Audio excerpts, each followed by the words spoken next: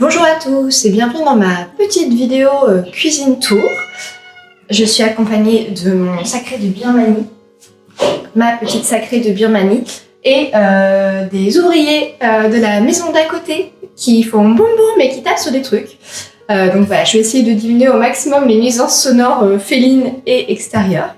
Donc voilà, c'est une vidéo dont je vous ai beaucoup parlé sur Insta, enfin que j'ai beaucoup teasé depuis plusieurs mois parce qu'en fait c'est un peu le tour de ma nouvelle cuisine, donc dans ma nouvelle maison toute neuve. Donc je suis très contente parce que c'est un projet qu'on a pu mener à bien de A à Z. Il faut savoir en fait que là j'ai un peu l'impression d'être chez les Sims. Moi j'ai toujours eu des cuisines vraiment péraves, vraiment pourries. Hein. C'est-à-dire que j'ai commencé mon entreprise juste pour goûter en 2020 dans une microscopique cuisine qui devait faire, je pense, 6 mètres carrés, avec des plans de travail en bois, pas du tout pratiques, pas du tout d'éclairage, enfin vraiment le truc affreux. Et après, quand on a déménagé à Dinard dans notre maison de location, la propriétaire avait choisi de ne pas investir dans une cuisine équipée, et donc il y avait rien à part un évier. Il y avait même pas une porte de placard, et donc c'est mon mari qui a posé des trucs tout bêtes avec du bois aggloméré, juste pour qu'on puisse poser nos paquets de sel et nos paquets de farine. Mais j'ai continué mon entreprise dans ces conditions. Et donc là, quelle n'est pas ma joie d'avoir une vraie cuisine. Alors, quand j'ai un peu sondé mes abonnés sur Insta pour savoir ce que vous attendiez de cette vidéo, je me suis rendu compte que c'était pas forcément ce que moi j'avais prévu de vous montrer. C'est-à-dire que moi je vais vous parler du projet, de sa genèse, c'est-à-dire que c'est une cuisine qu'on a imaginée avec un cuisiniste indépendant. Donc je vais vous expliquer les avantages, je vais vous expliquer le choix des matériaux, les choix esthétiques de la pierre, du bois, de la peinture verte, magnifique, que vous voyez derrière moi. Peut-être que ça lui rend pas justice d'ailleurs, cette lumière-là. J'ai un peu galéré pour trouver le bon horaire pour filmer. La lumière va sûrement décliner assez rapidement, donc il va falloir que je contrôle mes instincts papotes. Mais voilà, c'est un projet vraiment sur mesure. Il faut savoir que la cuisine, pour mon mari et pour moi, c'était vraiment le poste prioritaire à l'intérieur de la maison. Donc c'est notre plus gros poste de dépense. Je suis bien consciente que c'est pas une cuisine qui est très accessible en termes de budget. Néanmoins, je pense que je peux vous donner des choses très utiles sur le choix des matériaux, le choix des accessoires, etc.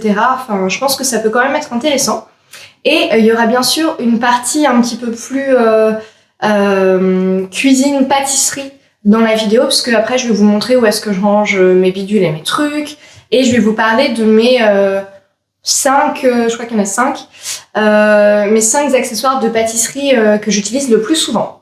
Voilà un petit peu le sommaire de la vidéo. À côté de moi, j'ai des notes absolument très belles et très lisibles par tout le monde, pour être sûr que je vous parle de tout ce dont j'ai prévu de vous parler. Mais voilà, il y a beaucoup de choses à dire. Alors, on va peut-être commencer par faire un petit tour de la cuisine de manière générale. Donc je vais passer en mode à la main.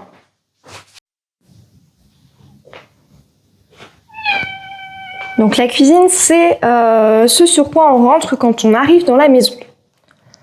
Donc voilà, il y a notre pièce à vivre, etc. Je ne sais pas par où regarder. D'ailleurs, en fait, si cette vidéo un peu plus déco vous plaît, n'hésitez pas à me le dire en commentaire et peut-être que je ferai des vidéos de toute la maison, puisque la maison, elle est quand même très jolie. Voilà. On repasse. Voilà, donc la cuisine, c'est la pièce dans laquelle on rentre. Donc il fallait qu'elle soit très jolie, puisque donc c'est une pièce qui est totalement ouverte. Bon, là, il y a mon bazar, puisque j'ai tout mis là-bas pour pouvoir avoir une cuisine toute belle. Voilà, donc vous voyez, elle est quand même grande. Je sais pas quel est le métrage... Bon, elle est suffisamment grande pour Poupie, mon petit chat. Je sais pas exactement quelle est la surface, mais elle est très grande. Ça y est, les ouvriers ont décidé de s'y mettre. Là. Et en fait, pour tout vous dire, tout est parti de cette table. Donc c'est une table en marbre qu'on a achetée il y a 2 ans et quelques chez Tikamoon, qui a des super jolis pieds comme vous pouvez voir. Et en fait, moi j'avais toujours dit que je voulais une cuisine claire, c'est-à-dire que je déteste les cuisines noires, je trouve ça horrible. C'est mon pire cauchemar, ma fille qui a des gros problèmes. Et je voulais pas du tout une cuisine foncée. Je voulais vraiment quelque chose de très clair, très naturel. Et du coup qui soit aussi raccord avec cette table, puisque c'est une table qu'on va sûrement garder toute notre vie, donc voilà, on voulait quelque chose d'harmonieux, surtout parce qu'en plus l'endroit où on mange et l'endroit où on cuisine, c'est le même.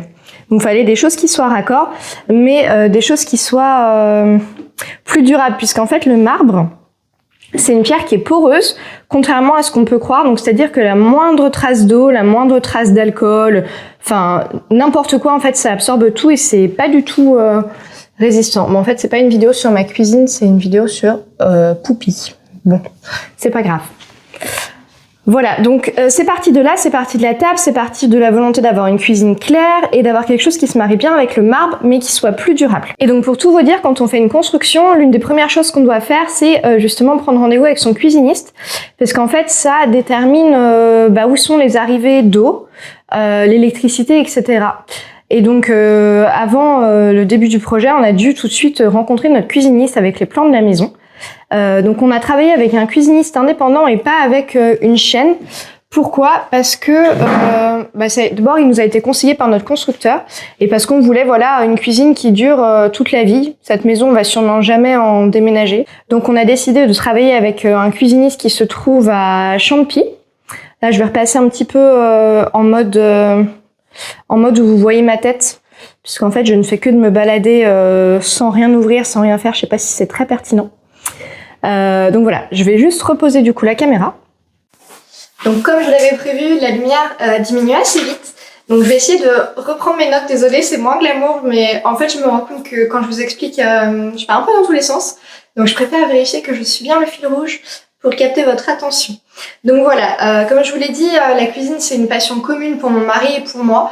Et donc quand on est arrivé chez le cuisiniste, on avait quelques quelques souhaits assez précis en tête.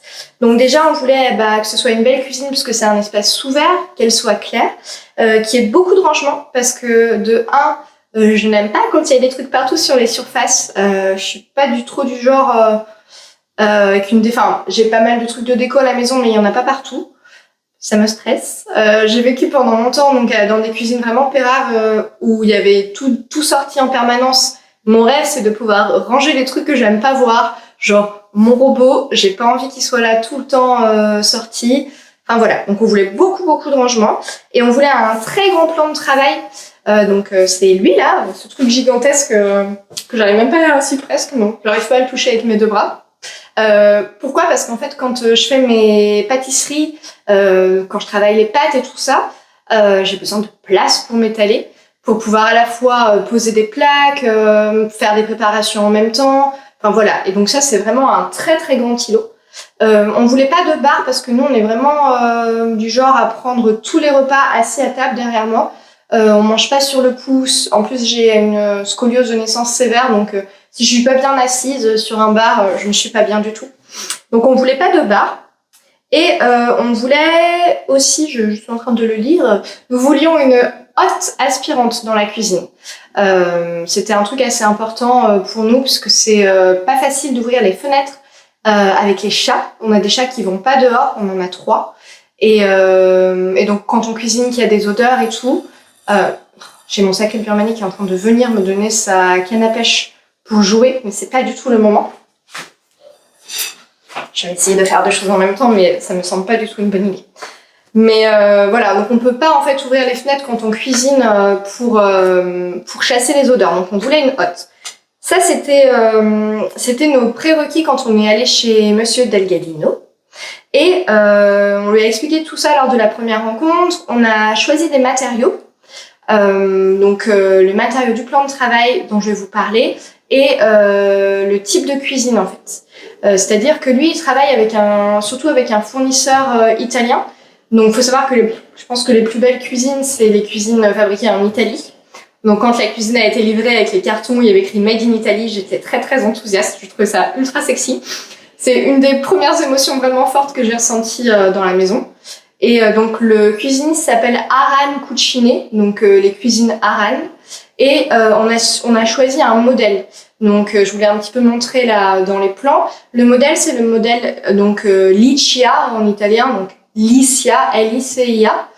Moi, je voulais pas de boutons de poignées de porte de placard partout. Puisqu'en fait, il y a tellement de placards dans une cuisine, s'il y a des boutons partout, ça va m'énerver visuellement. Donc oui, j'ai quelques petits tocs, vous vous en rendez compte.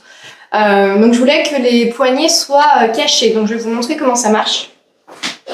Par exemple, vous voyez, en fait, on met les doigts ici et voilà, en fait, on tire. Donc il y a en effet pas de poignée apparente. Donc je vais essayer de faire ça comme ça. C'était quelque chose qui était important pour moi parce que, comme je vous ai dit, qu'il y ait des poignées partout, ça m'aurait agacé. Voilà, donc il nous a proposé un modèle de cuisine en fonction de ce critère assez précis. Je vais repasser sur le pied pour filmer parce que j'ai du mal à savoir où je dois regarder.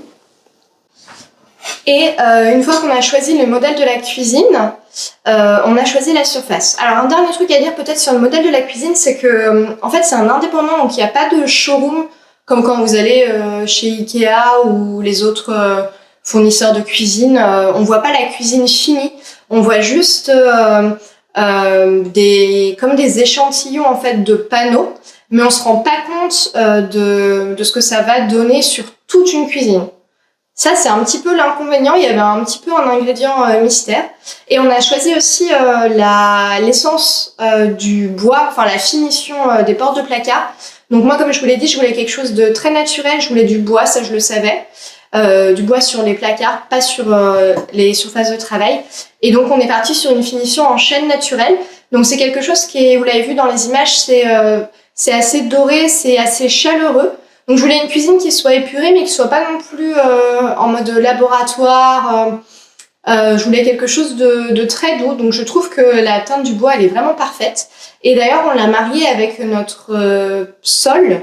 Donc c'est du carrelage imitation parquet. Je vais vous montrer ça. Donc on a décidé de tout faire avec une finition bois.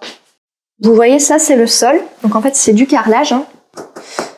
On dirait du parquet, même au toucher, c'est assez troublant. Et ça, c'est nos portes. Donc c'est vraiment très très similaire. Ça aurait pu être risqué de mettre du bois partout. Mais en fait, comme il y a des murs blancs, de la pierre, etc., je trouve que ça rend plutôt bien. Et voilà, je trouve que c'est assez harmonieux. Donc là, je vous ai à peu près tout dit sur... oui, il y a mon truc pour filmer. Sur la cuisine en elle-même, en fait, tous les placards. Je vais vous montrer ensuite les différents rangements, parce que je pense que ça vous intéresse. Mais avant ça, je voulais vous parler des surfaces, en fait, du plan de travail. Je vais essayer de trouver un angle où on a un peu de lumière. Donc, vous voyez, il y a de la pierre vraiment partout. Et c'est une pierre très particulière. Il y en a là. Il y a une super jolie finition là. Ça revient sur le retour du mur. Et c'est une pierre qui, comme vous pouvez le voir, en fait, qui rappelle beaucoup la table. Ça ressemble à du marbre, mais ce n'est pas du marbre. Donc je vais vous expliquer dans une seconde ce dont il s'agit. Donc on en est au point assez technique de la vidéo, puisqu'en fait je vais vous parler du plan de travail et de la crédence, qui sont faits dans un matériau qui appartient à une entreprise de céramique espagnole qui s'appelle Cosentino. Donc ça c'est l'entreprise. Et la pierre, ça s'appelle du Decton, donc D-E-K-T-O-N, enfin Decton à la française, mais je pense que ça s'appelle du Decton. Et c'est une pierre qui est très particulière. Il faut savoir qu'il n'y a que Cosentino qui a cette marque-là. C'est une innovation technologique mondiale qui existe depuis 2013. Donc je fais mes petites recherches avant de faire la vidéo. C'est mon côté un peu rat de bibliothèque, j'aime bien ce genre de choses. Donc je vais un peu vous présenter cette pierre-là.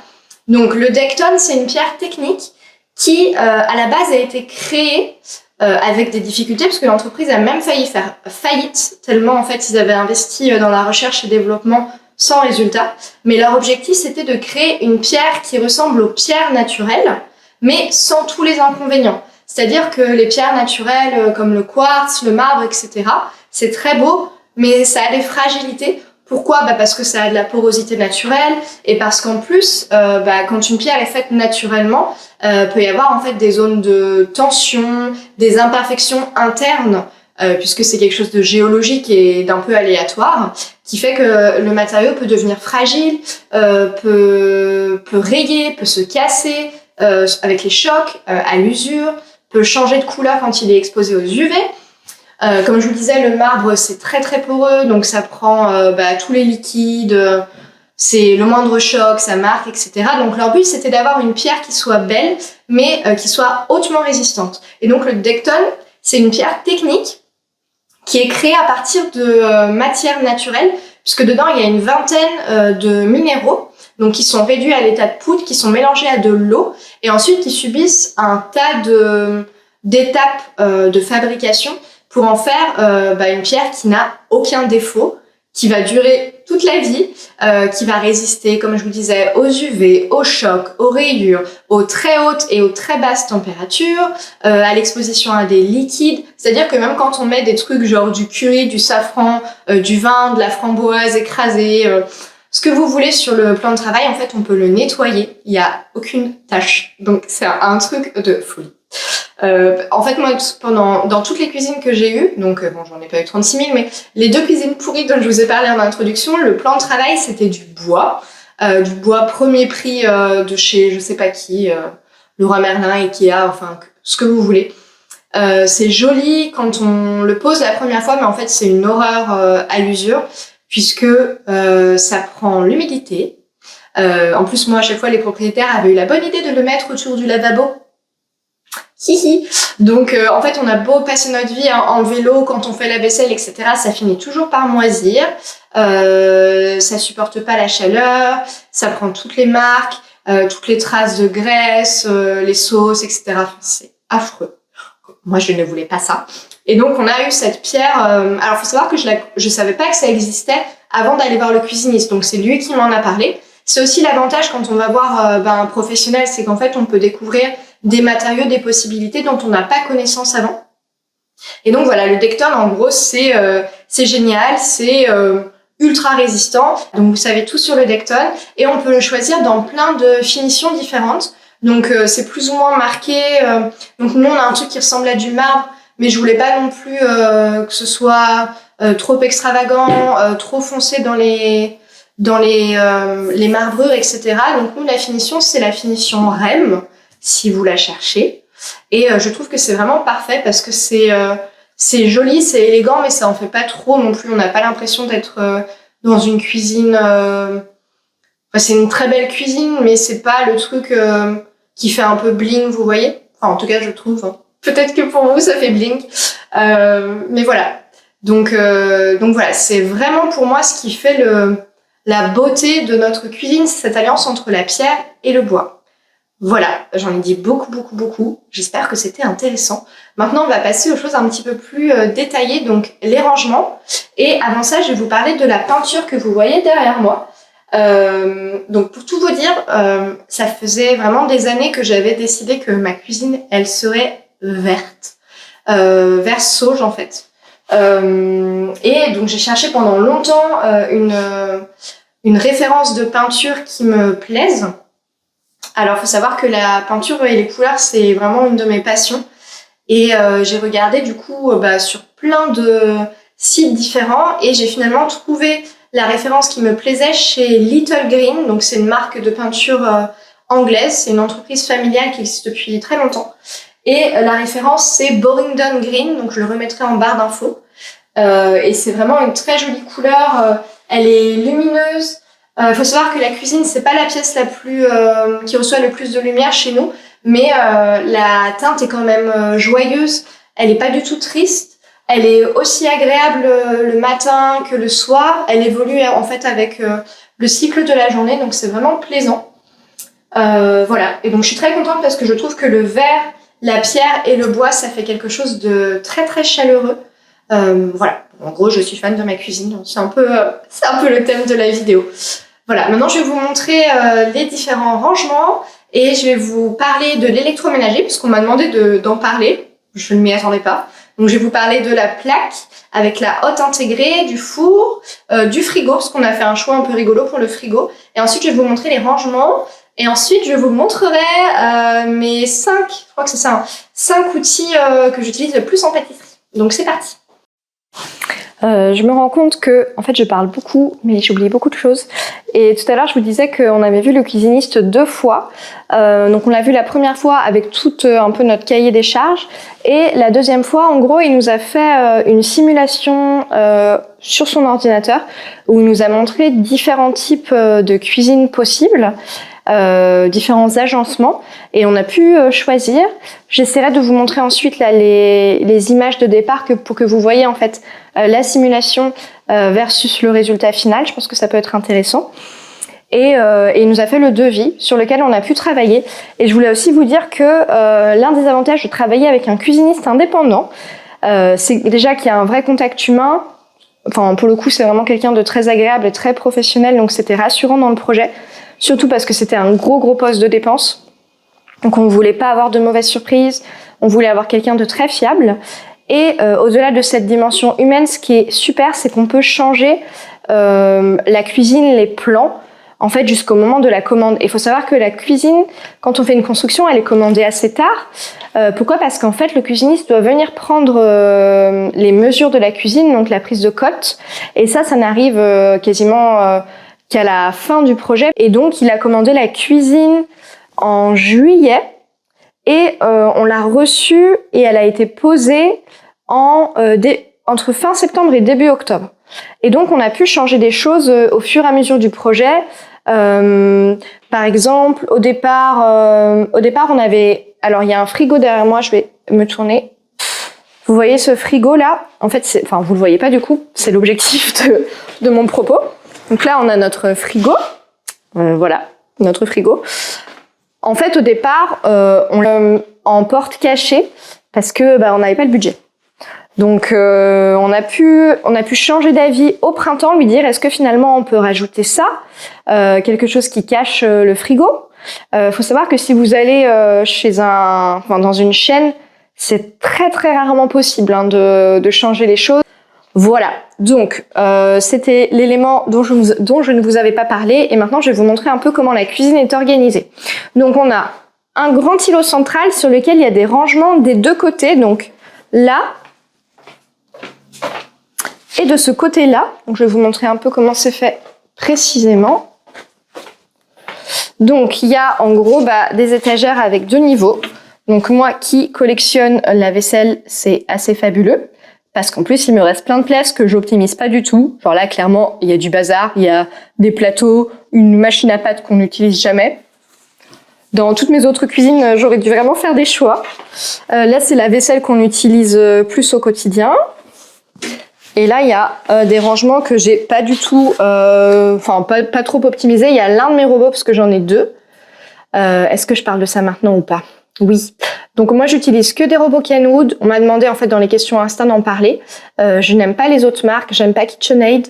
Je les ai utilisés en école de pâtisserie, dans les labos où je travaillais et vraiment je trouve qu'ils sont pas du tout pratiques les KitchenAid. On se fait souvent mal, ils tombent tout le temps en panne, enfin c'est une horreur. Les Kenwood ça résiste extrêmement bien au temps et je vous montrerai mon deuxième robot, c'est un robot qui a 15 ans. Et qui fonctionne encore très bien. Donc voilà, j'utilise des robots Kenwood. Et là, j'ai un peu des moules à chocolat, enfin voilà, ma mallette de pâtisserie quand j'étais à l'école, les boîtes de transport des gâteaux, des poches, enfin voilà. C'est franchement, j'aurais pu mieux optimiser, mais comme j'ai de la place, je peux m'étaler. Et de l'autre côté, on a plutôt, j'ai décidé de ranger plutôt les choses qu'on utilise très souvent. Alors là, pour le coup, idem. On n'a pas encore utilisé ces rangements-là. J'avais même oublié qu'ils existaient, c'est vous dire. Mais on peut y mettre des bouteilles, des épices, des paquets de ce que vous voulez. Là, on a 2 très grands placards. Donc, c'est nos...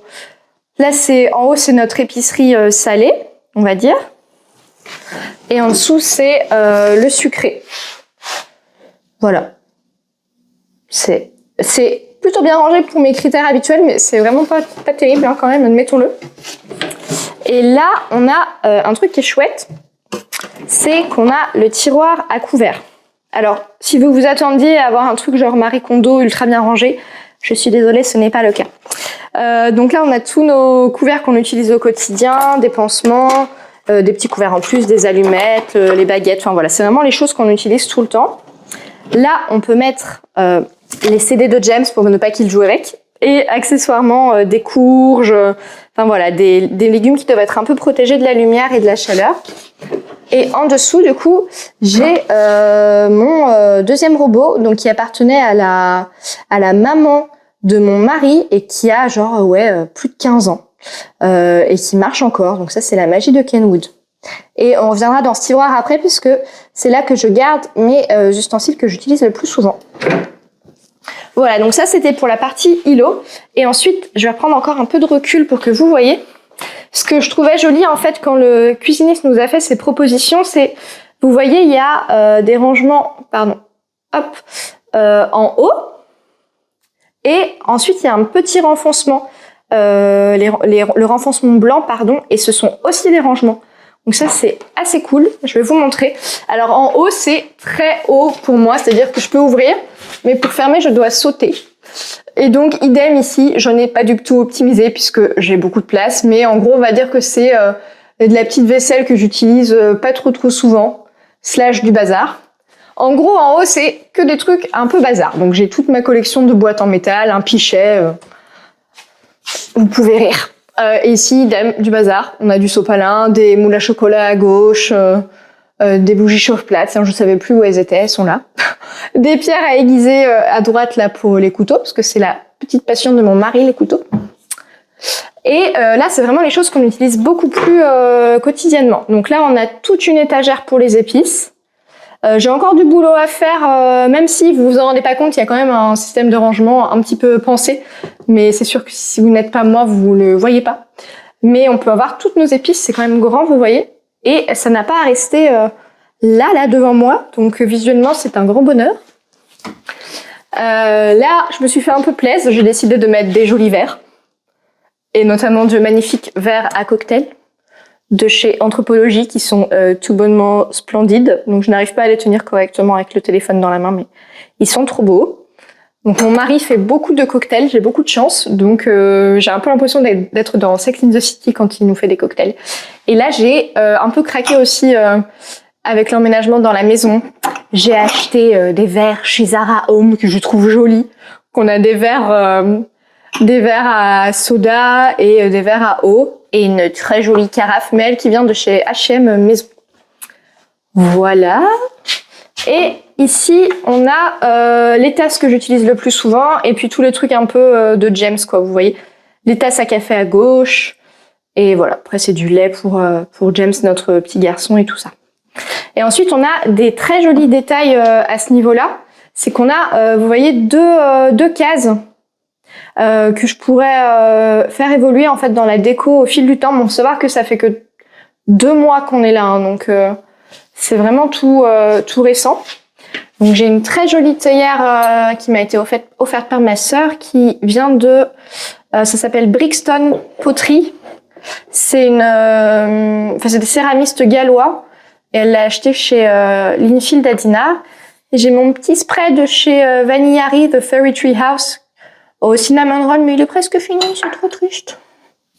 Et en haut, j'ai une super belle... c'est une théière ancienne, en fait, qui a été pimpée par une artiste, mais je sais plus comment elle s'appelle, il faudrait que je demande à ma sœur, parce que c'est encore ma sœur qui me l'a offerte. Mais vous voyez, il y a écrit Liberté, Égalité, Beyoncé. Bon, il faudrait plutôt écrire Liberté, Égalité, Taylor Swift pour moi, même si j'aime bien Beyoncé, mais elle est très rigolote. Voilà, donc on a ce petit truc de case là que j'aime bien. Et on a ça aussi que j'ai pas du tout utilisé. Voilà, donc maintenant je vais vous montrer un peu les rangements à droite et tout ça. Alors on avait déjà notre lave-vaisselle avant et comme on avait les dimensions, ils ont pu commander une porte pour cacher. Ça c'est assez cool, du coup il est tout beau. Là c'est sous le lavabo, hein, le bazar habituel. Les détergents pour laver, le lave-vaisselle, machin. Là, on a... alors, comme de l'autre côté, c'est le même système, c'est-à-dire qu'on a un tiroir qui sort indépendamment, qui n'est pas très bien rangé. Donc là, on a les beaux couteaux japonais de mon mari qui, normalement, sont rangés en haut avec les verres.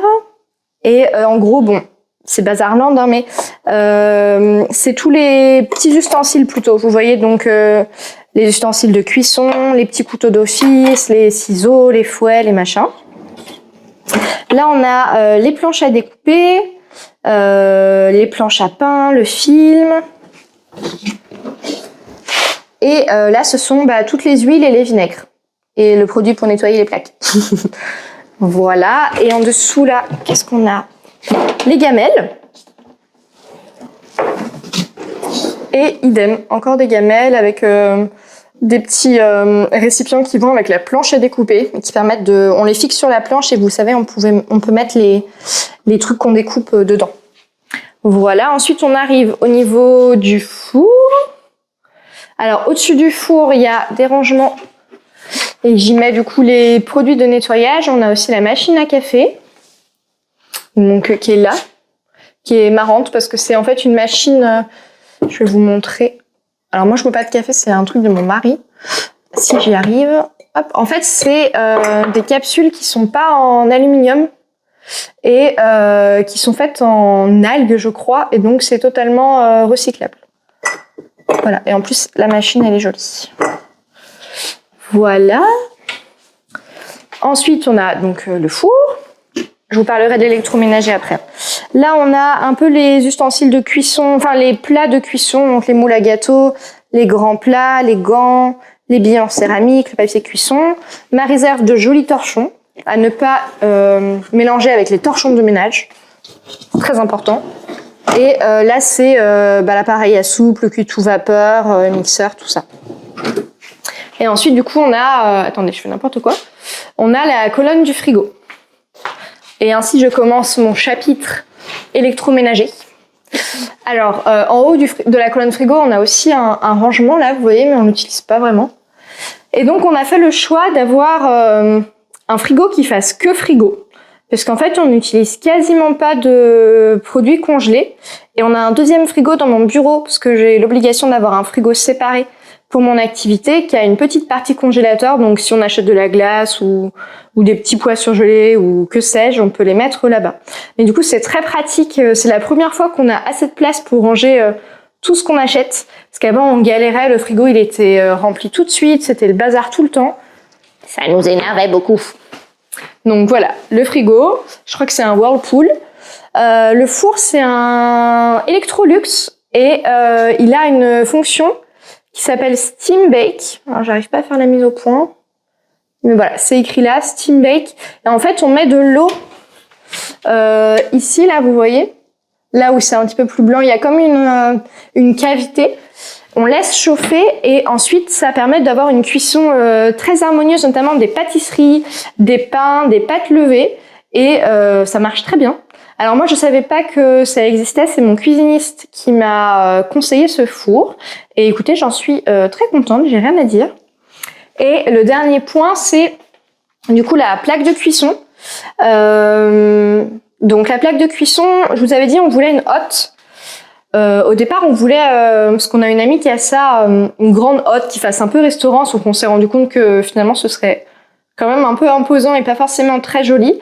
Et donc notre cuisiniste nous a montré cette plaque de cuisson qui vient de chez Elica, donc c'est italien comme marque, et ils ont une technologie Tesla. Alors j'avais regardé à l'époque, mais je sais plus à quoi ça correspond.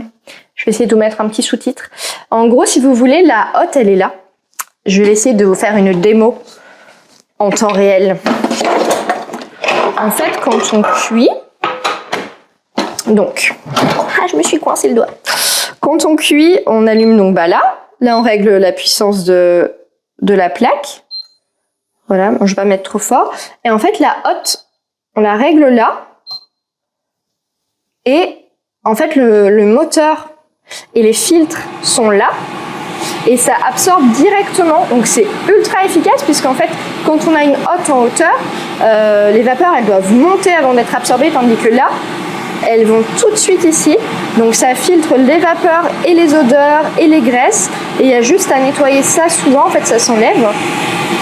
Et ça aussi, on peut le nettoyer à l'eau et on change le filtre de temps en temps, mais c'est vraiment pas souvent. Alors, je vais pas réussir à le remettre. Je vais tout éteindre, ce sera plus simple. Attendez. Voilà, ça y est. Et du coup, c'est vraiment ultra pratique, ça marche très très bien. Et vous voyez, le seul inconvénient, c'est que du coup, il y a un renfoncement en dessous. Et donc du coup, on doit faire attention quand on ferme le tiroir parce qu'il n'y a pas un espace de folie. Ça peut cogner, mais c'est vraiment le seul inconvénient. Bon, ça coûte assez cher, mais c'est très très cool. Surtout quand on a des inconvénients d'ouverture de fenêtres, d'aération, comme chez nous, avec les chats. Voilà. Et après, je vais vous montrer quelques petits détails de la cuisine que j'aime vraiment bien. Alors, il y a ce truc là, qui est un rail lumineux et qui permet de vraiment bien éclairer ce qu'on fait. Quand il n'est pas allumé, ça me manque beaucoup. Donc en fait, c'est 3 barres qui sont fixées là. Et le truc est, ça détecte la présence. C'est fou. Voilà, voilà. Après, notre lavabo. Alors, notre lavabo, en fait, c'est la crédence que je veux vous montrer. C'est que comme ça a été fait sur mesure, en fait, on a pu intégrer dans la pierre, là, dans le Dekton, des rainures avec une petite pente pour que l'eau s'écoule et qu'elle stagne pas. Et franchement, ça marche bien. L'autre détail que j'aime bien, c'est ce petit truc là. Je trouve ça joli. Et au départ, en fait, on avait oublié avec le cuisiniste de mettre de la pierre là, donc il y aurait eu le placo blanc. Ça aurait été un peu dommage, faut bien l'avouer. Et donc on l'a fait rajouter au moment où ils ont posé la cuisine en septembre. Voilà, voilà. Donc me revoilà. Je voulais juste vous montrer peut-être encore des petits accessoires et des trucs de déco, je trouve, qui font joli dans la cuisine, et vous dire d'où ça vient. Alors c'est parti. Alors je voulais une belle corbeille à fruits et je l'ai trouvée, elle vient de chez Anthropologie. Je la trouve super jolie et il y a un jeu de texture entre l'extérieur qui est mat et l'intérieur qui est brillant. Et voilà, je la trouve très belle avec son relief. Alors, j'ai un petit souci avec les bouteilles de produits vaisselle apparentes, donc je voulais les cacher. Et je cherchais un truc qui soit joli. Et j'ai trouvé chez Zara Home ce bidule qui permet aussi de mettre l'éponge dedans. Donc j'étais très heureuse. Et un joli porte-sopalin, puisqu'on utilise beaucoup de sopalin avec James. C'est pas très écolo, mais c'est vrai. Et donc il est en bois et il vient de chez Zara Home aussi. Une petite éponge à vaisselle / légumes. C'est quoi ça? Touc.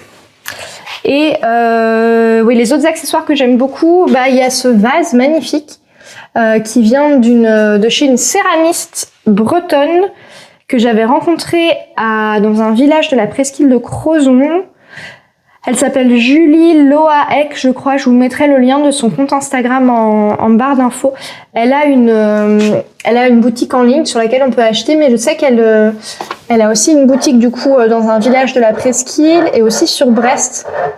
Et c'est trop beau puisque donc il y a tout ce travail de petits points et à l'intérieur c'est pareil. Je pense que vous ne verrez pas forcément, mais parce qu'il y a les fleurs.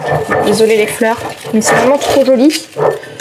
En fait, vous voyez, ça brille à l'intérieur et on voit le travail du tour. Je trouve ça trop joli. Donc voilà, c'était un très joli vase et quand je l'ai acheté, je pensais déjà en fait à cette cuisine puisqu'on avait déjà choisi pas mal des matériaux. Donc voilà, je me suis dit qu'il serait harmonieux dedans. J'essaye de refaire le bouquet, mais c'est pas évident. Et puis en fait on passe devant ma bouilloire, donc je vais peut-être vous parler de ma bouilloire parce que c'est un peu le moment ou jamais. Donc j'ai une bouilloire de chez Riviera et Bar et on peut choisir en fait la température à 5 degrés près. Donc vous voyez, il y a thé vert, donc on peut régler. Alors elle mérite un petit nettoyage, on est d'accord. Thé vert, thé noir, infusion, oolong, thé blanc. Et en fait il y a des temps d'infusion qui sont programmés en fonction de ces différents types de thé.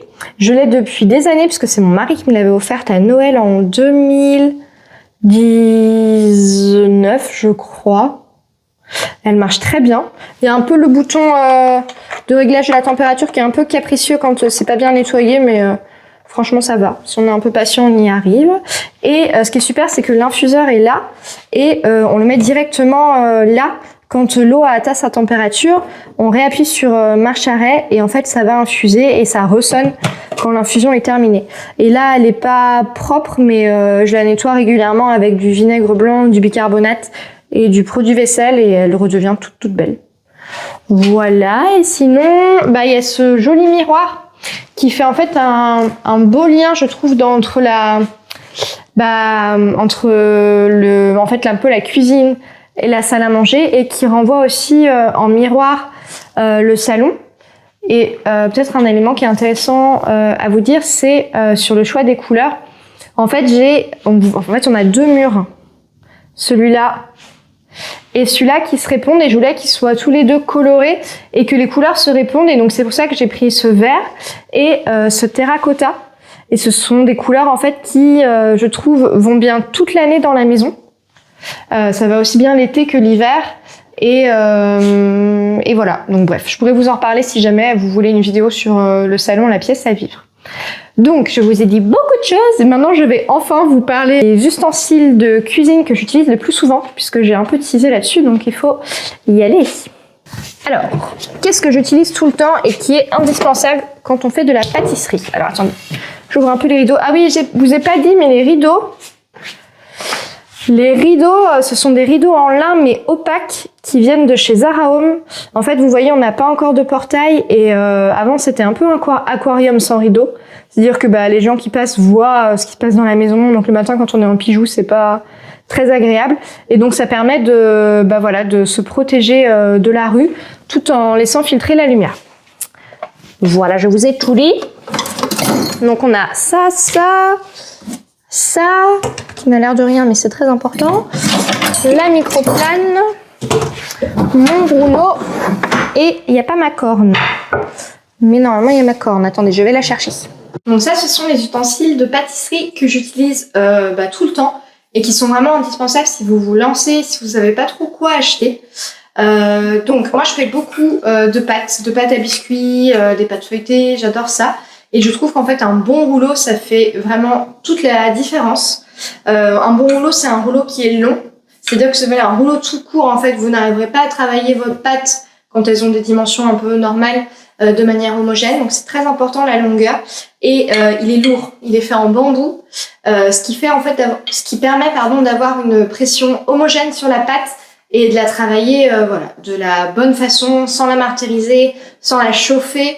Parce qu'une pâte, ça doit rester froid. Si on force trop dessus, ça va la chauffer. Enfin voilà, un très bon rouleau. Donc celui-là, c'est un rouleau en bambou. Je crois que si on tape rouleau en bambou pâtisserie sur internet, il sort. Je sais plus trop de quelle marque il s'agit, mais on le trouve facilement. Très très bien. Ensuite, une corne. Donc une corne, c'est ça. C'est un ustensile en plastique qui permet de racler les culs de poule, les bols et de récupérer toute la préparation. Ça coûte genre 2 €. Ça ne meurt jamais. C'est absolument génial, mais quand on n'est pas du milieu, c'est pas un ustensile qui est très marketé en fait. Je trouve que on n'en parle pas, alors que vraiment les pâtissiers l'utilisent tout le temps. Et c'est même mieux qu'une maryse quand on récupère les préparations. Donc que ce soit les pâtes, les crèmes, ce que vous voulez. Donc ensuite, j'ai ma maryse souple en silicone que j'ai depuis 5000 ans. J'en avais acheté une autre l'année dernière chez Mastrad, qui était belle, mais en fait, qui était pas faite d'un seul trait, d'un seul jet, je sais pas comment on dit. Donc il y avait le manche et la maryse, et en fait, comme je les utilise beaucoup, ça s'est cassé. Donc je ne recommande pas de l'acheter. Mais voilà, celle-là, je pense que je l'avais achetée chez Alice Délice. Et bon, elle est un petit peu abîmée, mais elle marche encore très très bien. Et en fait, comme elle est en silicone, elle est souple et on peut travailler les préparations, donc les préparations plus liquides. Donc pour moi, c'est la glace royale quand je mélange les couleurs, sans se fatiguer, sans faire de bruit, en allant bien au fond des bols, sans laisser justement de matière au fond. C'est trop génial. Ensuite, il y a, bon, peut-être que je vais vous parler de ça d'abord, un tapis de cuisson en fibre de verre et en silicone. Donc, il vient de chez L'Écuyer, mais je vais d'abord vous expliquer le concept et après je vous parlerai du mais. Donc en fait, cette alliance de fibres de verre et de silicone, ça permet que la chaleur se répartisse de manière homogène sur tout le tapis et donc que vos préparations, biscuits, cookies, pâte à tarte, ce que vous voulez, cuisent pareil ou qu'il soit dans le four. Il faut quand même tourner les plaques de temps en temps, mais ça permet une répartition de la chaleur. C'est très très bien. C'est beaucoup plus durable qu'une feuille de papier cuisson. Et ça se lave super vite et ça ne meurt jamais. Il y a un peu d'usure, vous voyez, mais voilà. Et donc le mais que je voulais dire, c'est que j'ai racheté des tapis chez L'Écuyer sur leur site internet en décembre ou en novembre, je sais plus. Et il y avait plus coloris un peu brun. Là, il y avait que des tapis blancs. Mais en fait, je me suis dit, c'est-à-dire qu'ils sont même plus proposés ceux-là. Mais je me suis dit que c'était la même chose puisqu'il y avait écrit fibre de verre et silicone. Et en fait, quand je les utilise, mes cookies deviennent tout plats. Donc c'est vraiment horrible. J'ai pas trop eu le choix. En décembre, quand j'ai fait mes cookies, la mort dans l'âme, il y avait un cookie sur deux qui était moche. Et j'ai fait un mail au service client de L'Écuyer et je n'ai toujours pas de réponse. Donc je n'achèterai plus chez L'Écuyer, je pense. Je vais aller chez Mastrad ou chez Silpat. Voilà, un peu grosse déception. Je dois bien l'avouer. Si vous passez par là à L'Écuyer, j'en doute, étant donné que je suis un microscopique compte. Mais voilà, c'est dit. Passons ensuite sur des choses beaucoup plus positives. Les wraps de chez Microplan. Alors, ce sont des wraps qui sont brevetés. Ce sont en fait les seules lames qui sont fabriquées comme ça. Si vous voulez, on a plein de petits, comme des petites dents en métal qui permettent de zester les citrons, les agrumes, ce que vous voulez, sans prendre en fait la partie blanche qui se situe sous la partie colorée et qui est amère. Donc on va zester sans abîmer le fruit, sans se blesser parce qu'une mauvaise râpe, ça dérape très très facilement.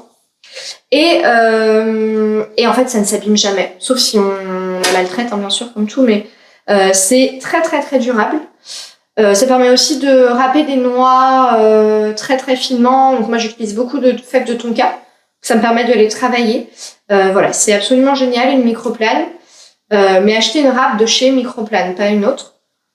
Et mon dernier petit outil, qui n'est pas du tout glamour, qui était à la base un truc pour les pâtes ou j'en sais rien, qui avait un manche dans le temps, mais il l'a même plus.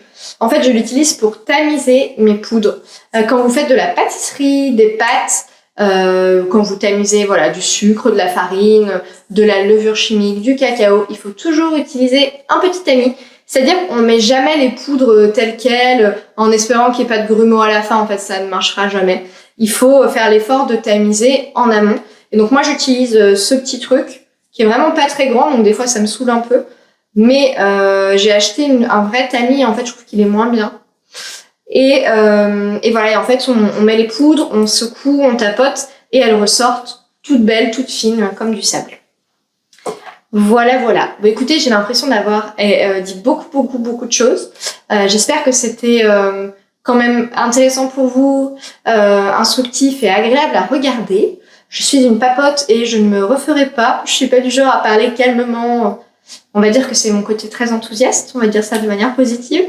Mais voilà, si vous avez des questions, n'hésitez pas. Je vais essayer de référencer le plus de choses dans la barre d'infos. Donc que ce soit pour le nom de la cuisine, les prestataires, les matériaux utilisés, ou alors les petites bricoles de déco à droite à gauche. Et puis si ça vous a plu et si vous voulez découvrir d'autres parties de ma maison, n'hésitez pas à me le dire en commentaire. Je vous remercie d'être présent ici, sur Instagram si vous me suivez sur Insta. Et je vous dis à très bientôt dans d'autres vidéos.